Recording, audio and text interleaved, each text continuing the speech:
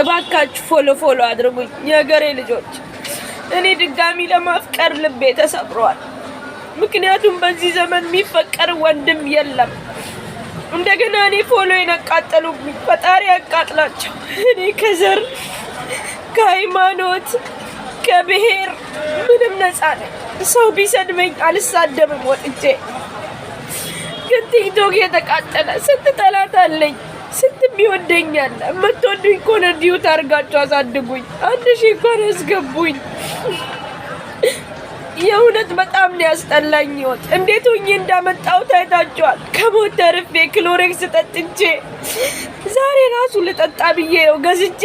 በቃ ለምን አልኩኝ። ደግሞ ያሳድጉልኛል፣ ይወዱኛል የቲክቶክ ቤተሰቦቼ ብዬ ነው። እባካችሁ አሳድጉልኝ። የእውነት ከፋኝ። ቲክቶኬን አጥቼ መኖር አልችልም። እኔ ቲክቶኬ ለእኔ ጓደኛዬ ነው፣ ሁሉ ነገሬ ነው፣ መጽናኛዬ ነው። የተሰደብኩበት፣ ዱርዬ የተባልኩበት፣ እብድ የተባልኩበት ቲክቶክ አጥቼ እንዴት ነው የምኖረው ጋይስ? እብድ ተብዬ ስንት ሰው ሰድቦኝ፣ ስንት ሰው ሞልጮኝ፣ ስንት ሰው አጥቦኝ ማለት ነው። እና ለዚህ ፎሎ አስደርጉኝ፣ ፎሎ ለምኑልኝ። በአንድ ቀን ጠቆርኩኝ። 4 ቀኔ ነው ሊቭ ሳልገባ። እኔ ሞቴ ነው፣ በቃ ሞቴ ነው። ሞቴ አድርገው ዲዩት አድርጋችሁ ውስጥ ያሳድጉ፣ ፎሎ አሳድጉልኝ። አረ ነጋ ሲንጋፈዱ ወንቲ ሀሰው ሄዱ ዋን ነጋ ዋን እንታነፍ ሆገማ ከነ ከሰ ስለ ሸመረሜ ቃጄስቴ ጆለን ዲራቴን ስለ ፈያ ቀብደኒ yoo fixamantummaa hin qabanne yoo gadaantummaan kaasinitti dhagamu shamara bareeddurraa gora, shamara haasoftu, shamara taphattu, shamara kolfitu, shamara bifa qabdu babbareedduwwan ofitti hin qabina. Maaliif jennaan ofitti amantummaan qabda waan ta'eef. Hoggama kana keessa ijoollee ganaa lafaa dhufaa jirtu meeqa kan dhabne wallaa lazim waan nama gubu bara. Indii ka biyya Arabaa haa ta'u biyya Awurooppaallee dhaqxan ajjeesu, biyya Arabaattillee ajjeesu, biyya keessattillee ajjeesu. Ani numaa isinummaa iyyuu sodaadheeni. Ani xiqqoo mollole taanaan jaarsa kiyya osoo inni nan ajjeesin an dafee ajjeesa. Bakka kana murtii indee rakkannee bar akkamitti isin amanna, akkamitti isin hojii jiraanna. Amma ta'a akka xiyyaa tana fa'a inni hin dandeettanii bakka rahaan dhaabattee hafte baran. Dhugama haqiqatan hin kolfinii, hin haasa'inii, hin taphatinii, hin dibatinii, hin uffatinii. Yaa jaran ijoolleen teenna hin gowwoomina, mee dhaabbadhaa yaada. Mee sammuu keessan bal'isa. Wanno saba Oromoo keessatti agarree baran agaraa jirra bar. Dhiirri Oromoo dhalaanituma ni miidhaan waanuma jiru. Ni ajjeesaa garuu lubbuu baasaa garuu a'uuzu billaa mina sheexaana rajiim. Dhagaa yoo ka hinaaftan ka ta'u taate, yoo fixamantummaa kan hin qabaanne taate, yoo gadaantummaan kan isinitti dhagamu taate, shamara bareedduu osoo hin taane gurraatti cuquliisa seexana. Ta'uma takka laalle ta manaa gadi hin baane, ta dugulaa ta hin dubbanne, ta tsaxxe jettee ta isin laaltu ta akkasii fuudhaa jiraadha. Ta kolfiturraa gora, ta taphatturraa gora, ta bareeddurraa gora, ta diddibatteetiin hin faa jettee gadi baaturraa gora. Balaan bu'ee godhika. Sila maal ta'uu eddan maaltu mataa isin tuqe? Hindi wallahi amma Facebook seenee jechuudha. Ijoollee afurii jaalattanii jibbitanii afranuu Oromoo ka hoggama kana keessa ajjeesan. Hoggama kana keessa kan tan ijoolleen qabne tana sargi irratti sila hin maraattanii. Gargar ba'uun ni jira. Onneen jibbee jaalatuu ni danda'a. Onneen jaalate jibbuu ni danda'a. Akkuma walii galuun jiru walii galuu baatullee hin jiraatu danda'a. Akkuma namni walitti galee walirraallee ba'uun jiraatu danda'a. Kanaaf dhalaa takka yoo wal jaalattanii wajji jiraattanii yoo siin taane hiiki atis nagaan jiraadhu sillee nagaan haa jiraattu. Mallaqa kan keessi haa deebistu ka itti baaste. Mallaqa bar ilmi namaa kun dalagee waan fidu. Kamaal gootan makiinaa keessan kamiin mana keessan kamiin isin dararti. Yoo tana mallaqa xiqqoo itti baastanii mallaqa saniif afaan bantanii yoo isii hiike mallaqni kee kasaare jechuu jettanii. Sira ani maalumatu isin tuqe jedhaba. Gargar ba'uun hin jiru. Wanta kanaan dura agarree hin beekne amma agaraa jirra. Wallahi nu sodaachiftanii waan dhiira keenya sodaadhe amma. A'uuzu billahi mina sheexaana rajiim. Aara tasgabbaa sammuu keessan dalaysiisa. Kan biyya Arabaa keessa. Yaa uummata garrisaa ijoollee Oromoo tan Jarmaniin keessa jirtuu fi dhaamsi kiyya kun biraan nagaa sheer godhaatini. Ilma taajuu shurrubbee namni wallaaleen jiru aartiin beekamuu isaa dhiisaatini. hiriyoonni taajuu eessa jirtan jarmaniin keessa duraan itti fakkeessitanii yeroo inni fuudheetiin ilma isaa hojii jiruu gaarii jiraatu itti fakkeessitanii dubbii gamaa gamas dirtaniitiin sadarkaa kanaan isa geettanii wasawwastanii isa mana hidhaatiin geessitanii har'a mucaan isaa miidiyaa irratti bahee booya ummaatii yanaa fidaa jedheetiin booya ispoonsara taatanii fi guruppii uumtanii tokko taatanii mallaqaanis yaadanis tokko taataniitiin ummaa isaa akka fiduu fi isin garuu mucama kana dhayxanii gaafanne.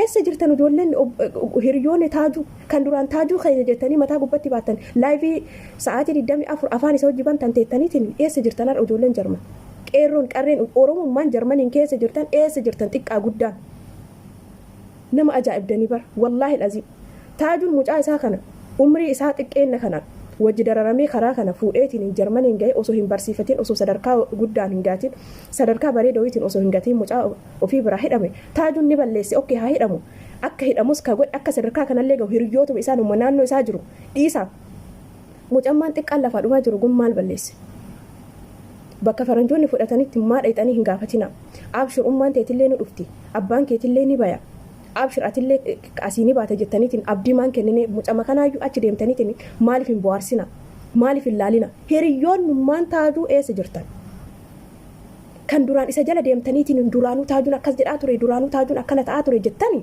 yeroo inni hidhame san yeroo inni rakkinna hin taane keessa seene san amma eessa jirtan jedhaa baran amma eessa jirtan oromoon jarmaniin keessa jirtan eessa jirtan dhiisaa taajuun eshi taajuu mana hidhaa nuu baasaa isiniin jedhaan jiru taajuu bira dhaabbadhaa isiniin jedhaan jiru mucama xiqqaa kana bira dhaabbadha haadha isaa fidaafi ispoonsara soqaafi mallaqaan yaadan tokko ta'atiniin haadhuma isaa masri jirti masrirra haadhuma isaa fidaafi ummaa isaa fidaafi dhaqaatiniin laala dhaqaatiniin gaafadha yeroo tokko bar daa'imummaa keessanii wanti sammuu keessatti seef isin ta'e sammuu keessaa isin hin badu wallaahi laziim yeroo ammaa kana mucaan kun karaa kana waamee abbaa hojii dararamee dabarseetiin hin jarmaniin ga'e osoo abbaa isa hojii hin guddatin osoo abbaa kunuunsa abbaa isaan argatin amma immoo faallaa saba hin beekne nama afaan hin beekne wajjiin jiraataa jira achumaa dhayxanii ilaaluun isinitti ulfaate maal isin garuu jedha bar oromoon yoo namni sadarkaa guddaa ka'e gadi deebisa osoo jedhanii tokkoffa nama xiqqeessi nama arrabsi jiruu namaa balleessi yoo jedhanii tokkoffa walirratti duuluuf tokkoffa ummata girrisa warroonni jarmaniin keessa jirtan xiqqaa guddaan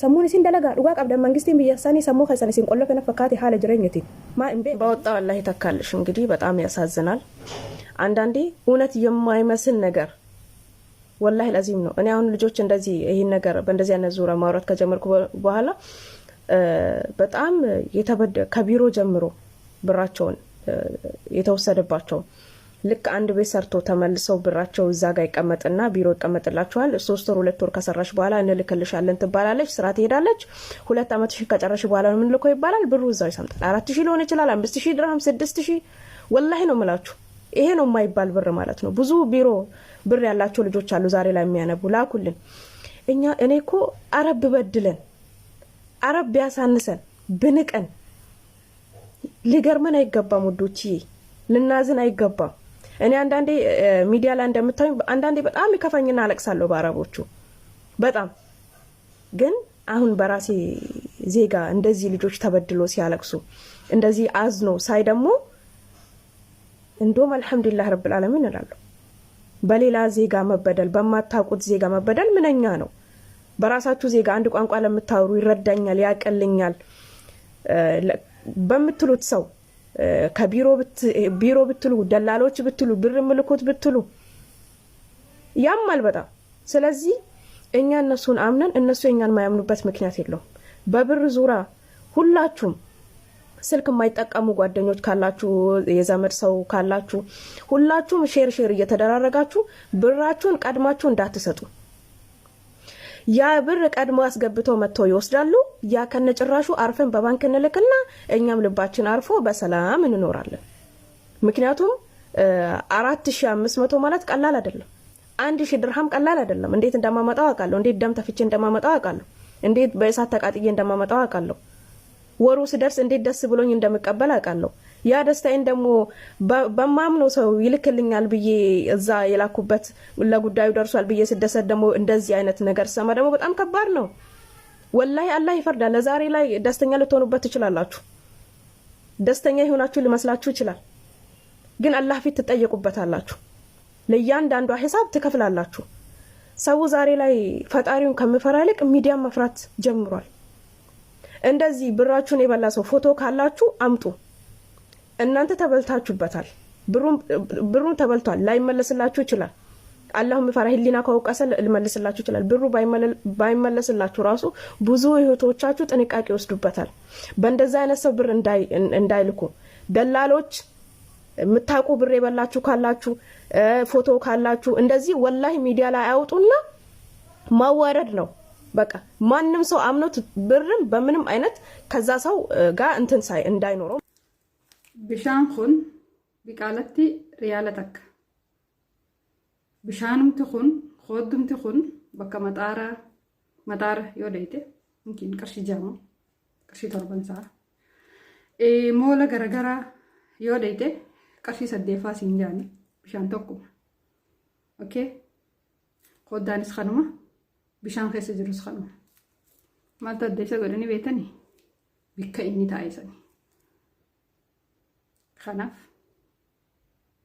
bikka teessu bikka dhaabbattu laalladhu keessattuu intaltii dhalaadha.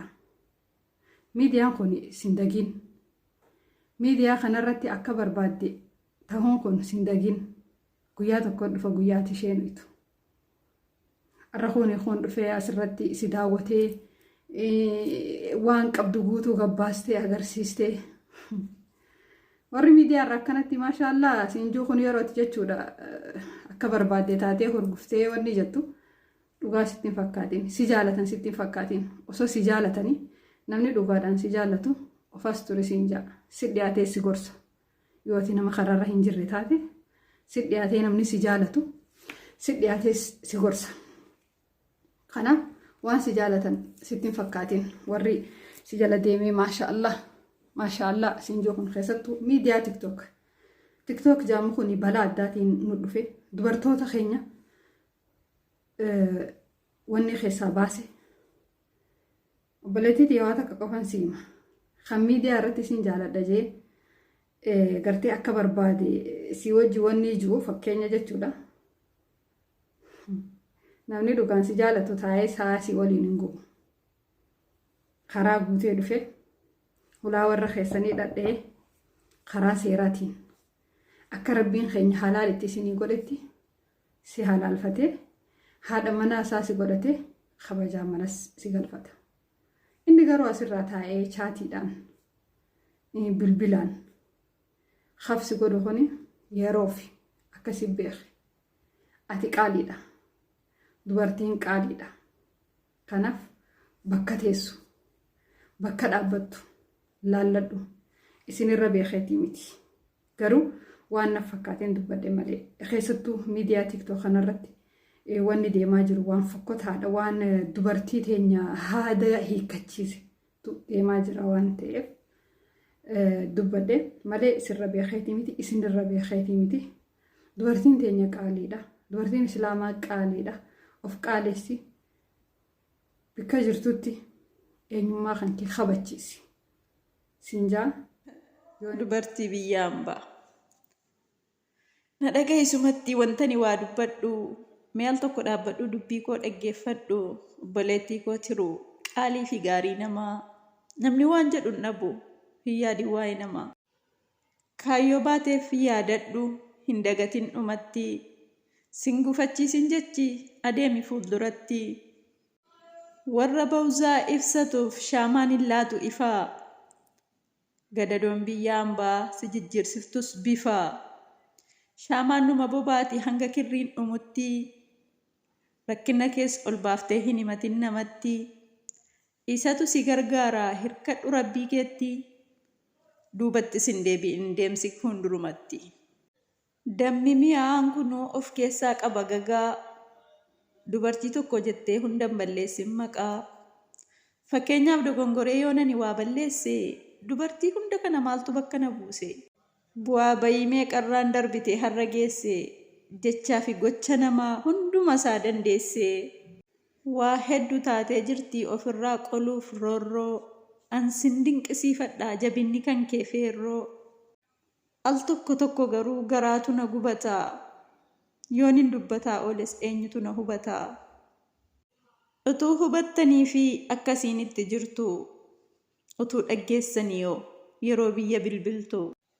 Rakkina kee dhoskadhu ofitti maa hasaasaa. Imimmaan si haqachaa silkii maatiirraa kaasaa. Akkas jettee dubbifti. Ani gammachuun qabaa akkam jirta yaadeesse. Keessoo sitti immoo jecha waan inni keessa jiru kana utuma na dhageesse.